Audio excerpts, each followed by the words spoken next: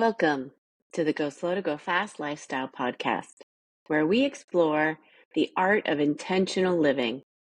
Whether you're juggling life as a working parent, leading in your profession, or simply seeking more meaning in your everyday, my fellow ladies in leadership, this episode is for you. Working moms, working women, running businesses and schools, I see you. I know you are making the world a better place, and I hope you keep leading and letting me know if you resonate with my message today. This goes out to all women who have either recently gone through menopause, perimenopause, or are getting ready to, or don't know they're in it, but maybe after this episode you realize you are. I'm your host, Kendra Chapman, and today I'm stepping into a conversation that I've been thinking about bringing to the podcast world for a while. It's one I've felt deeply in my body, my mind, and my leadership. And honestly, I wasn't sure how I was going to talk about it until recently when I saw the Oprah episode. And I've also listened to a few of Marie Forleo's powerful interviews with medical professionals on her podcast. Everything is Figure Outable is her book. And so I decided to stop holding it in and just start talking. So because this shift, this season of menopause has brought it with it more than just a few hot flashes, it's also been impacting my confidence, my clarity, and how I lead as a school principal and an educational leader. So if you've ever found yourself forgetting a word, if you've ever found yourself forgetting a word mid-sentence, sweating through your sheets at night, or second-guessing your once razor-sharp instincts, you're not alone. In this episode, I'm sharing what this transition has looked like for me, how it's shown up in my daily leadership, in my daily life, and what I'm learning about giving myself grace in the midst of it all.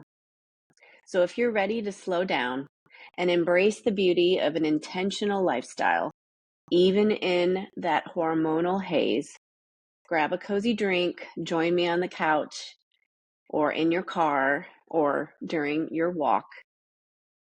Let's get comfortable and get started. So welcome back, everybody. I want to thank you for being here. Again, I'm going to say this in every podcast moving forward, that I'm really grateful that you are choosing to be here with me and listen to me, because there's so many podcasts out there. And so thank you for being here. And I hope that something in this resonates with you, and that you let me know about it. So what's bringing me Huga this week is honesty. And surprisingly, it's the act of naming it that's been hard. I didn't realize how much I'd been carrying it around until I heard someone else describe it. So, frozen shoulder, yep. Brain fog that makes me wonder if I'm losing my edge, check, check.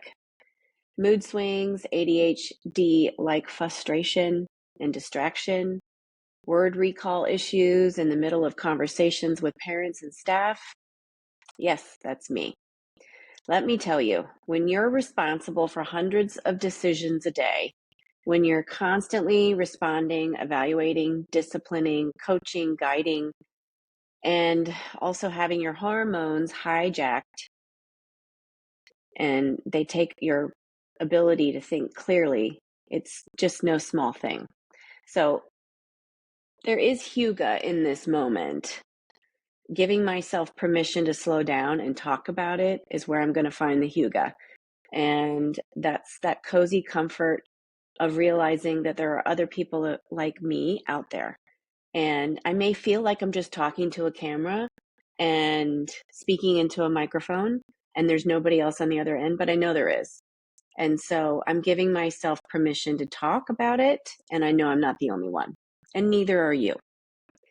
So that's what's bringing me joy and Huga today, is just realizing that there is a community out there. And that's part of the reason why I'm putting this podcast together and putting it out there.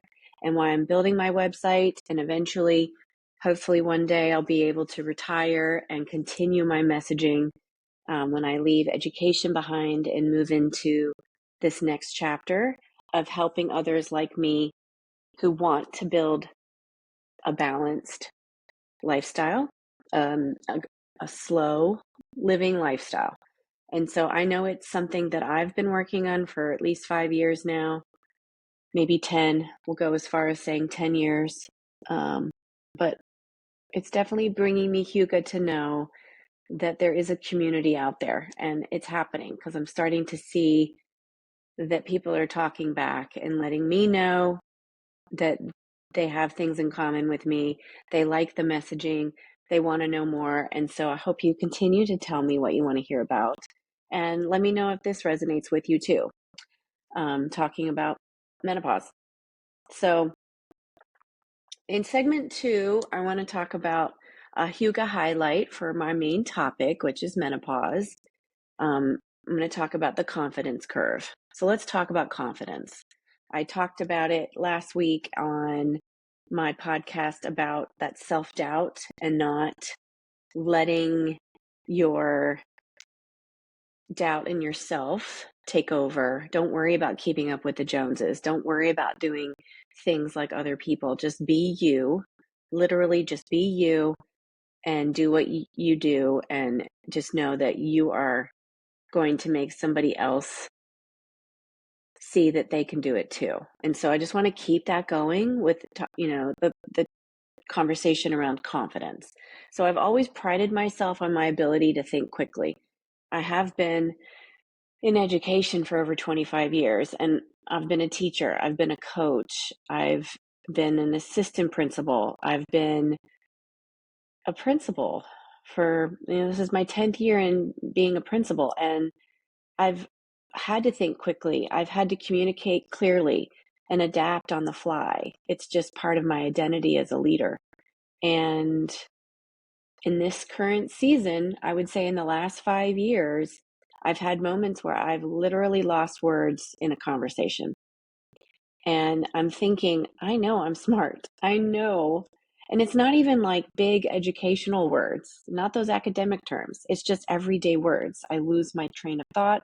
I can't think of a basic word. And I'm looking at my colleagues going, oh my gosh, I know you think I'm an idiot. Or maybe you're wondering what's going on with Kendra. But it's just, I think we've all been there. And sometimes women may not feel like they can say, me too, or, yep, I've been there too. But I think once we let our walls down and we share the struggle we're going through, more and more of us will start talking and realizing that we're not alone. So when that happens in front of parents or during staff meetings, of course, that's going to look bad. But I'm just trying to be real and do what I can to live my truth. And so it does chip away at your sense of control, and it does to start feeling personal. I've had moments this year I'm not proud of, where I've kind of lost my train of thought or I've done something stupid, but I recover. I apologize when I make mistakes.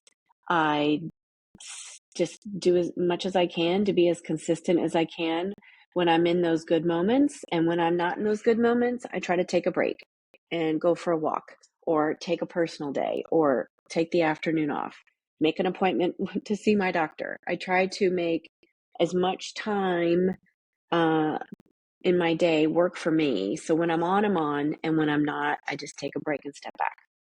And that's okay. I've got plenty of leave. I've got sick leave. I can do that. And if you are not in that place to do that, hopefully you can make space to do that and let people that you trust and feel comfortable around, letting your walls down around, to tell them, this is what I'm going through right now. This is what I need. And I just need you to know that I'm not having a mental breakdown. I'm just going through menopause. And I think for a long time I was calling it perimenopause, but I think now I'm in menopause. So, and you start questioning yourself. You start wondering, am I still good at this?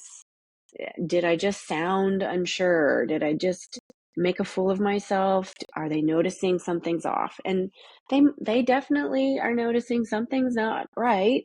Um, and the more I can be transparent about it when I'm ready to be, the better, I think. But it just creates a cycle.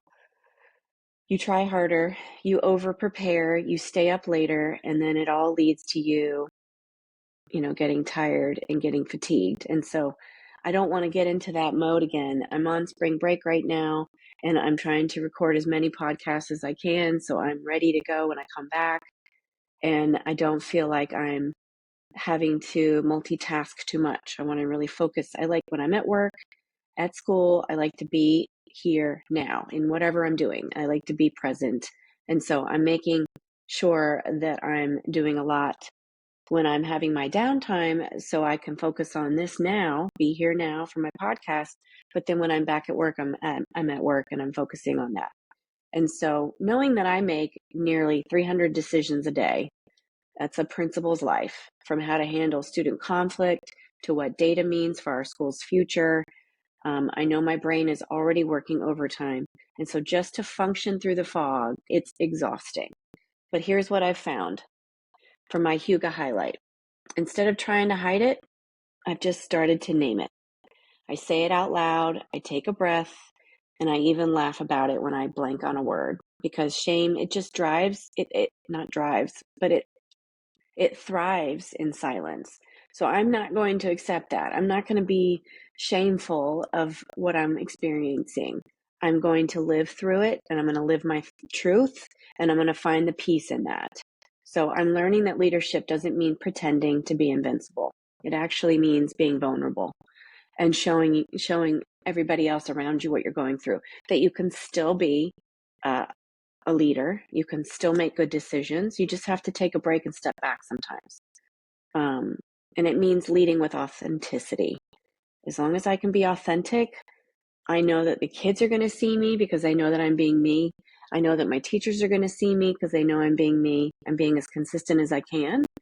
And I'm taking a break when I can. And I'm also modeling for them that it's okay to do that as well. Like, I want teachers in classrooms with kids all the time. I want them at school. But if they need to take a break, I want them to take a break. Even when your hormones are making it extra crazy, I don't want you to take that out on kids. I don't want you to take it out on parents. I don't want you to take it out on your family. I want you to take a break and step back. So that's what I'm going to do. I'm going to model what I want my teachers to do. I'm going to model what I want fellow leaders to do, and I'm going to do it myself. And so I know when I share that with my team, they tell me they appreciate my vulnerability. And like I said, I know kids appreciate when you're real. So I'm not telling kids about my personal health business, and I'm really not telling teachers either. I'm only telling a very close few, but I'm letting them know when I'm out, and I'm letting them know when I'll be back, being transparent about those things. But with kids, I'm just telling them, I'm letting you know that I'm not happy with your behavior choices, or I really want you to try harder, making sure your assignments are turned in. But look, Miss Chapman makes mistakes too. But it's when you make those, moments real, and you apologize for when you make mistakes. That's when you make sure your friendships are real. And that's when you make sure your teachers know that you are trying your best. And so I have those conversations with kids, and I have them with teachers, and they tell me like it is too. So, I think it's just all about being real and authentic in your truth. But for the women out there going through it, or if you've been there before and you can recognize, I appreciate you. And I appreciate those of you that tell me when I'm doing great and keep pouring into me, because I want to do the same for you. I appreciate every one of the retired teachers out there who are listening, who have worked with me before, who have blazed that trail before me, because I appreciate you. I know you're out there, and you're giving me feedback already. So shouts out, and I'm shouting out to all of you. Thank you for being there for me, especially those of you that were with me in previous schools. I love you for taking care of me when I was a younger mom. When I came back from leave, from having the triplets, and you knew I was having a hard time. You just rallied around me. You promised to help potty train the boys one day. You just continued to take care of me, and I really appreciate you. And you saw me in my fog when I had that pregnant fog and postpartum fog. So, women need to rally around each other, and we need to make sure that we're pouring into each other, and we need to encourage each other. And I'm grateful for all of you out there who did for me, and I want to keep paying it forward for all the ladies in leadership. So, yeah. And if you haven't watched the Oprah special on menopause, it just came out. I think it was this week. I think it was on a major network like ABC, and then it went on Hulu. So you can watch it on Disney and Hulu. There is, more information on that in my show notes. I'll make sure I put that out there. But I think it was April 1st, around that time frame, where they were making sure that that message was heard. And they had several women from the medical profession speak on it, and then leaders in their messaging around menopause as well. They had Halle Berry and Naomi Watts on. They had lots of women talking about their symptoms and their struggles. And so it was informative. I watched it yesterday, which was in the same week time frame, but not when it first aired. And I think, Oprah's going to keep the conversation going. It's called an Oprah Winfrey Special, The Menopause Revolution, and it aired March 31st on Monday on ABC at 10/9 Central, and then it's now streaming on Disney Plus and Hulu. So you can definitely watch that if you subscribe to those channels. But I'm sure they're going to keep pushing that message out. And then Leanne Morgan, if you've never heard her Netflix or watched her Netflix special, she's a comic. She's great. She's actually from Tennessee. She's very funny. And so they had her on as well, and they showed a few clips, and she definitely talks about menopause in her stand-up routine. So she's great if you want to check her out, if you don't know her, Leanne Morgan. But I'll put all that in my show notes. And Marie Forleo, her podcast has been really informative as well. I've enjoyed listening to her talk about menopause. She has a book out called Everything is Figure Outable, and she talks about menopause and all kinds of things, not just that, but symptoms that women go through and are challenged by, just hormones in general, and things that you just don't think about until you go through it. And then you find that you can't find the right doctor. And so she talks about a lot of that. She just recently put out on number 416, The Truth About Menopause Every Woman Needs to Hear. And there's one, episode 413, How to Lose Belly Fat, Heal Your Hormones, and Eat Like a Girl, with Dr. Mindy Pelz. So there's lots of different subjects that she discusses, but I've definitely enjoyed listening to her and her podcast, which is called the Marie Forleo Podcast. And it's on Spotify and Apple for sure. And there's just lots of information out there. In one of her episodes, she has medical professionals talk about, and Oprah also talked about it as well, that the study on hormone replacement therapy that came out was, sensationalizing the health issues around hormone replacement therapy. And unfortunately, the messaging was flipped, where it's really less than 1% that is harmful to women's health.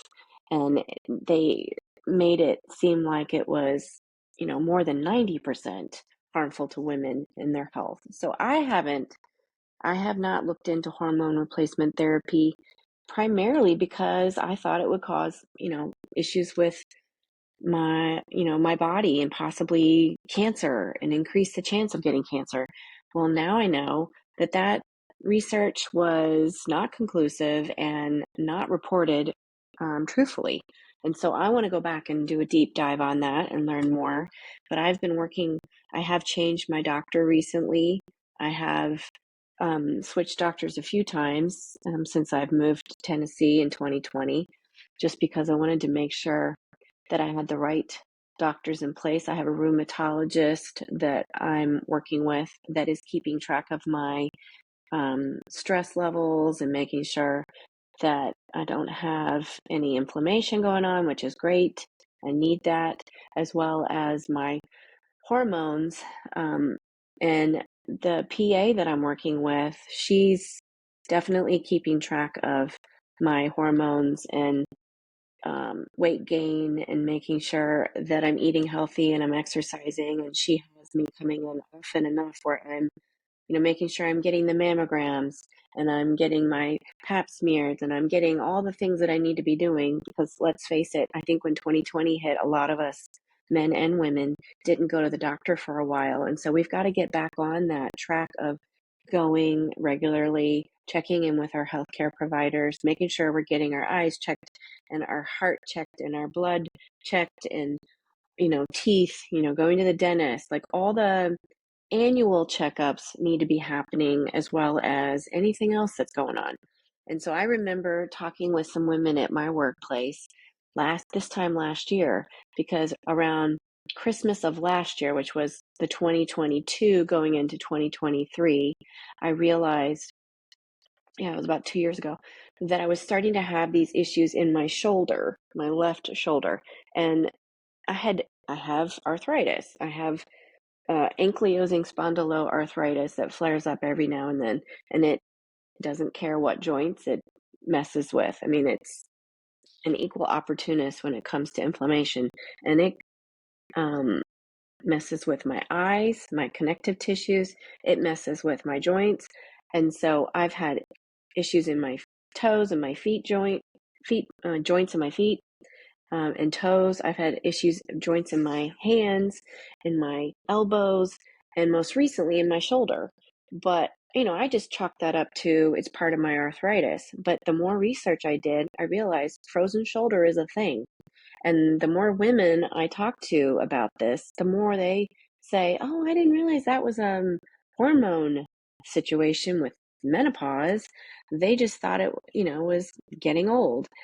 And so, when I started talking about how I had this issue where I couldn't, at one point in the last year and a half, I went from being able to raise both of my arms over my head to only being able to do this, where I had my right arm I could put all the way above my head in a straight, I guess you'd say 90-degree angle.